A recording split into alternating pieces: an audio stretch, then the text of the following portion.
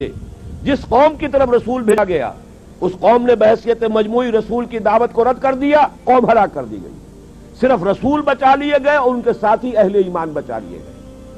اب ظاہر بات ہے کہ اب تو کوئی رسول آئیں گے نہیں، لہذا اس نوع کا عذاب کسی کافر قوم پر نہیں آئے گا قیامت تک، اس لیے کہ کافروں پر عذاب کے لیے یہی قاعدہ ہے۔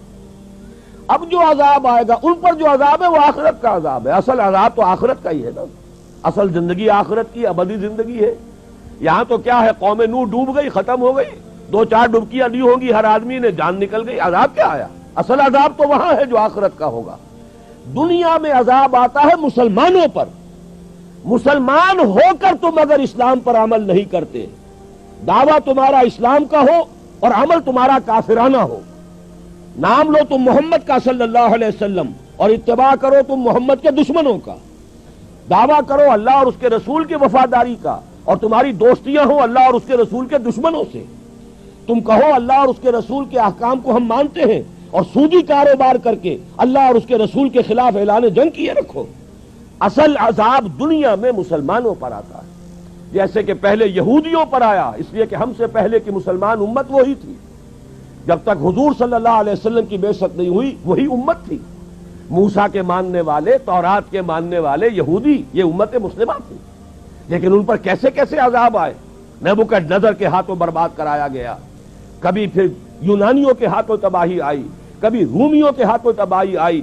اس صدی میں بھی آپ نے دیکھا، اگر آپ بھولے نہ ہو کہ یہ صدی کے وسط میں ہٹلر کے ہاتھوں 60 لاکھ یہودی قتل ہوا۔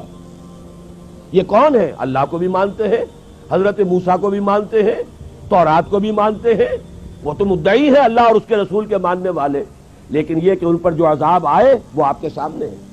اسی طرح کا عذاب ہم پر آ رہا ہے کہ تم نام لیتے ہو ہمارا اور عمل تمہارے خلاف ہے۔ لما تقولون ما لا تفعلون کبر مقتا عند اللہ ان تقولوا ما لا تفعلون، کیوں کہتے ہو جو کرتے نہیں ہو؟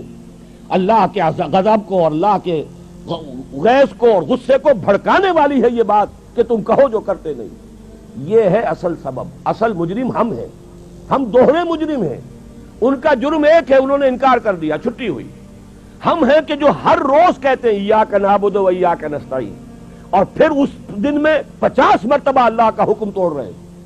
پوری زندگی ہماری گزر رہی ہے، 5 وقتہ نمازی زیادہ بڑا مجرم ہے اس وقت، اس لیے کہ وہ 23-24 مرتبہ، 25 مرتبہ، 27 مرتبہ دہراتا ہے ایاک نعبد و ایاک نستعین، اور پھر باہر نکل کر جو کام کرتا ہے وہ اس کے خلاف ہے۔ یہ ہے اصل میں سبب، اور یہ جان لیجئے جو عذاب ہم پر آ رہا ہے اللہ کا وہ اس وجہ سے آ رہا ہے۔ ہمارا کام تو یہ تھا کہ ہم دین کے علم بردار ہیں، دین کا ایک نظام دنیا کے سامنے پیش کریں۔ ابھی بڑا اچھا لفظ استعمال کیا ہے توکل صاحب نے، ماڈل دو نا، ایک انفرادی ماڈل ہوتا ہے۔